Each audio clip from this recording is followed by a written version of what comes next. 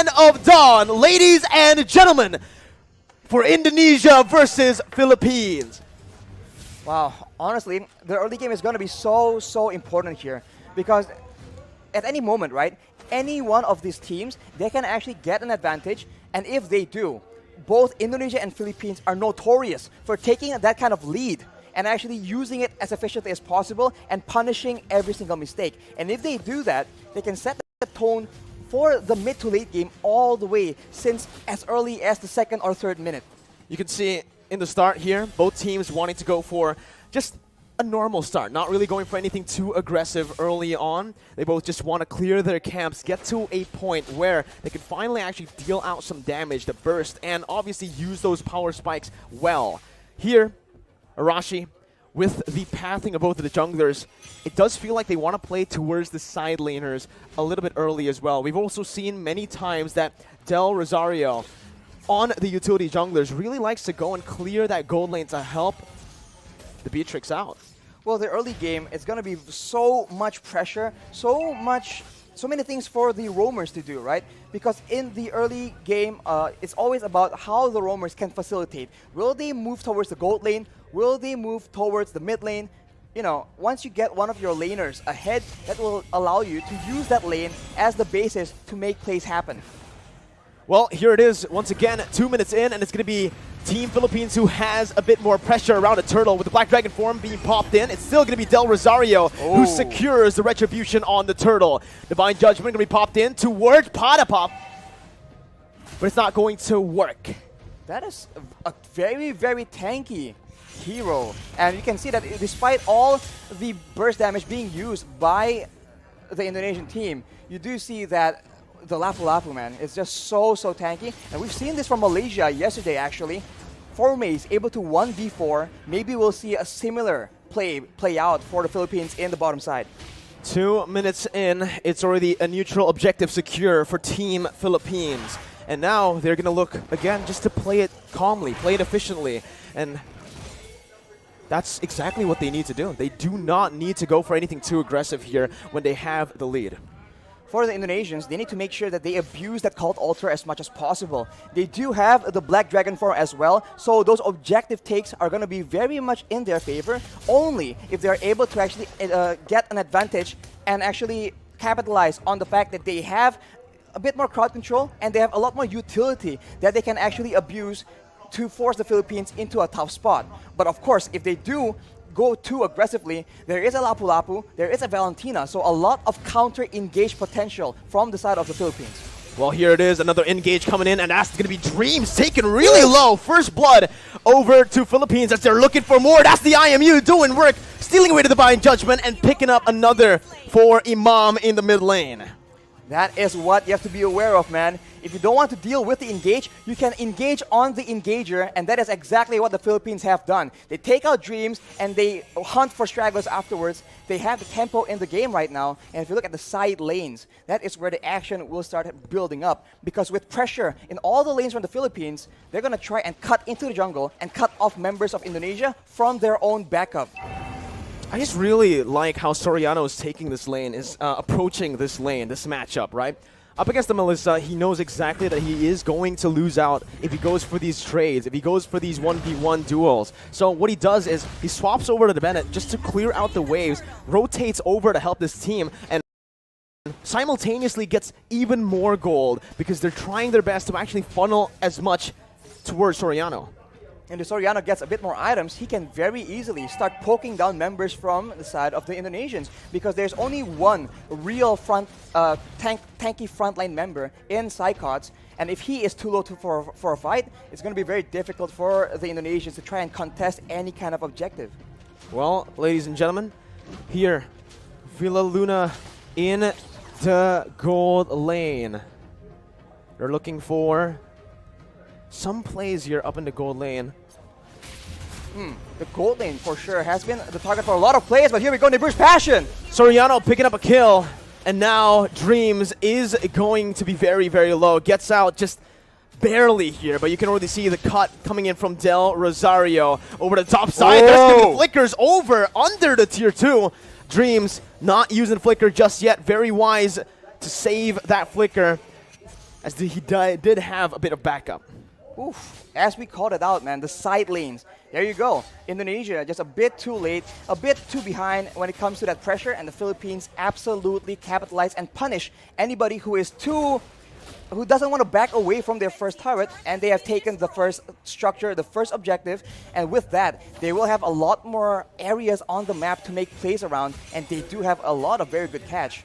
This is it, Arashi. This is the meta that we have been mentioning about. The ultimate bonding experience where they group up as 5 into the mid lane. They start to just put in a lot of mid pressure so that they can actually have more room to play in the side waves. 4 members grouping up and always just dap-a-dap in that XP lane solo. Villa Luna right now, though, has completed that Radiant Armor. That item reduces damage when it comes to multiple instances of damage. So against a Faramis, against a Kaja or the Gusion, it's going to be very good. But look at that. Big potential over to Del Rosario when he comes in, using so much damage with Appraiser's Wrath, taking back a whole lot of HP and outplaying the situation, turning it completely around.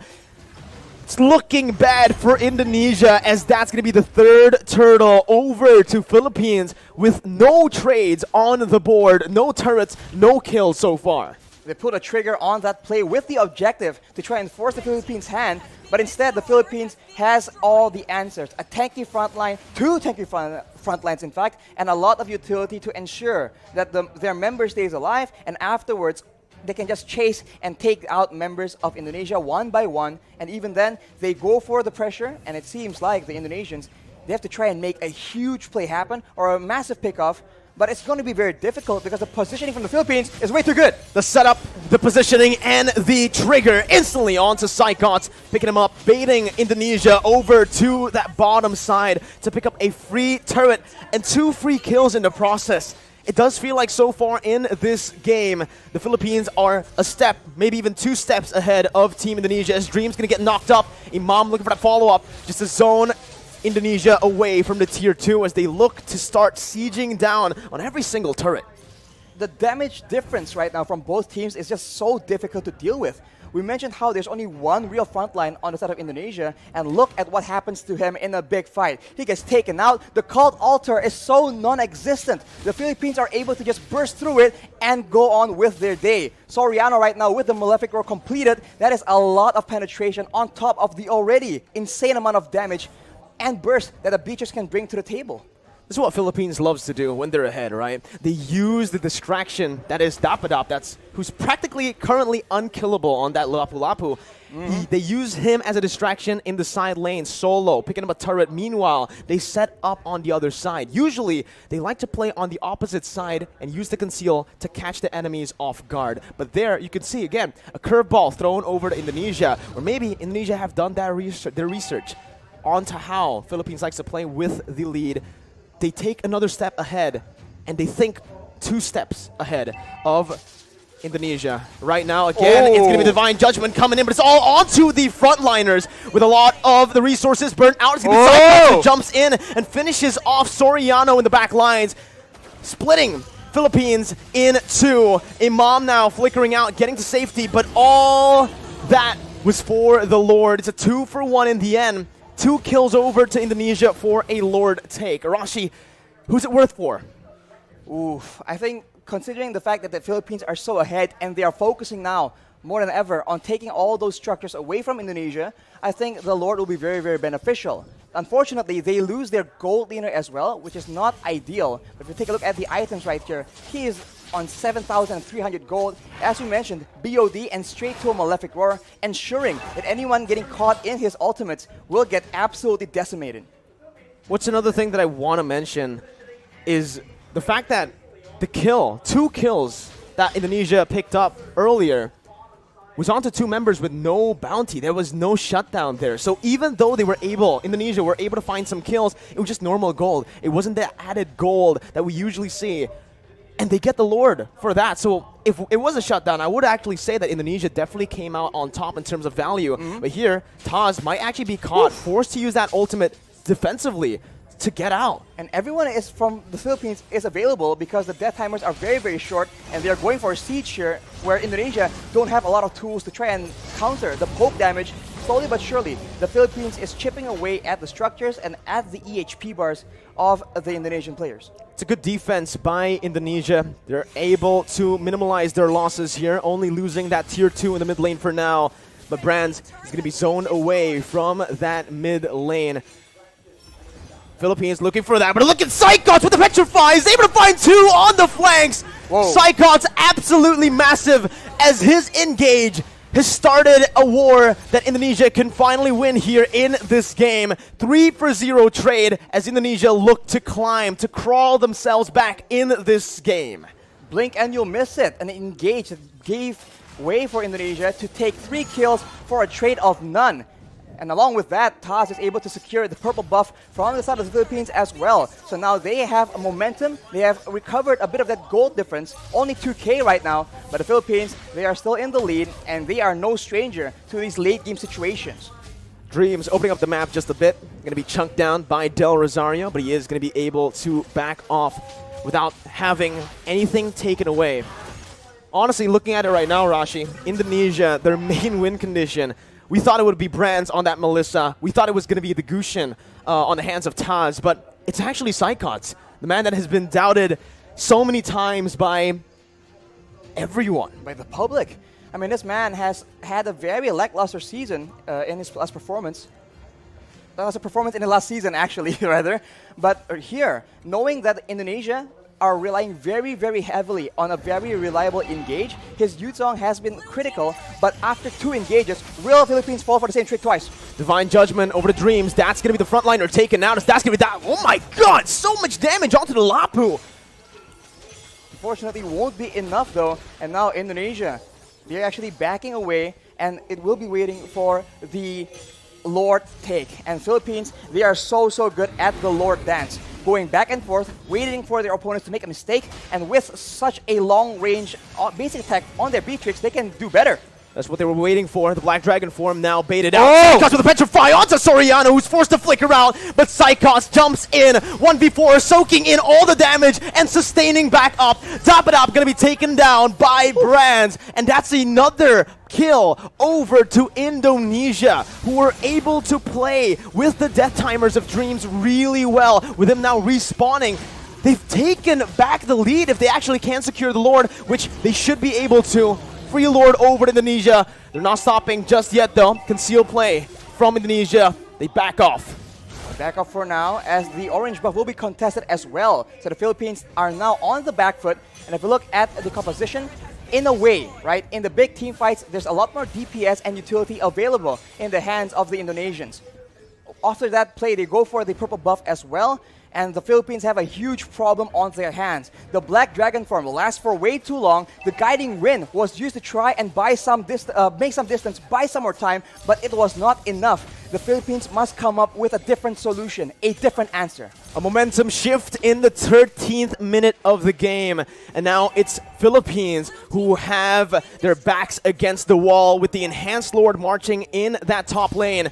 EVOS Legends here, Team Indonesia are going to look to try to siege them down. Skocak once again with a Black Dragon form as Del Rosario tries his best to keep Skocak at bay.